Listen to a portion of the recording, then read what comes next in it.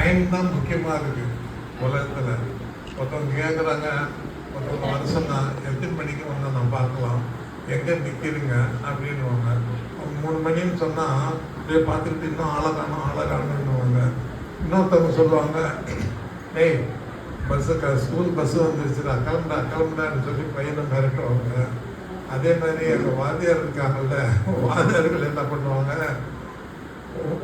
40 நிமிஷம் கிளாஸுன்னா 40 நிமிஷம் பண்ணுறதுக்குள்ள திணறிடுவாங்க.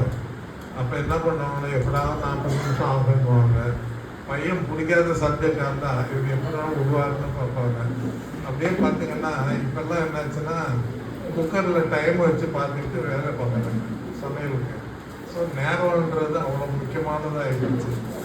இப்போ என்னாச்சுன்னா பைபிள் ஒரு வசனம் இருக்குது, அந்தி சந்தி மத்திய வேலை.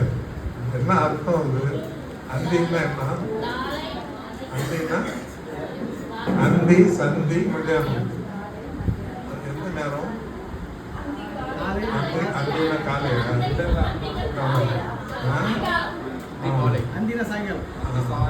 ஆக அது அந்தி சந்தி மத்தியான காலத்தில் நம்ம கடவுளை நோக்கி வேண்டிக்கணும்ன்றாங்க. அப்போ டைமுக்கு ரொம்ப முக்கியமாக இருக்குது. அதுக்கும் இல்லாமல் உங்களுக்கெல்லாம் ஒரு பெரிய விஷயம் தெரியும், நம்ம மண்டையில் மூளை இருக்குல்ல, மூளையில் வந்து டைம் ஃபேக்டரு எழுதி ஒட்டி. இப்போ நம்ம காலகட்டத்துலேயும் 6 மணி 6 மணியே சில பேர் முடிச்சுக்குவாங்க. இப்போ நான்லாம் 5:30 முடிச்சுக்கிறோம். தினம் 5:30 முடிக்கிறேன். எப்படின்னா மண்டையில். அதே மாதிரி காலையில் எழுந்து சில பேர் ஜெபம் பண்ணுவாங்க, சில பேர் தூங்க போகிற நேரத்தில் ஜெபம் பண்ணுவாங்க.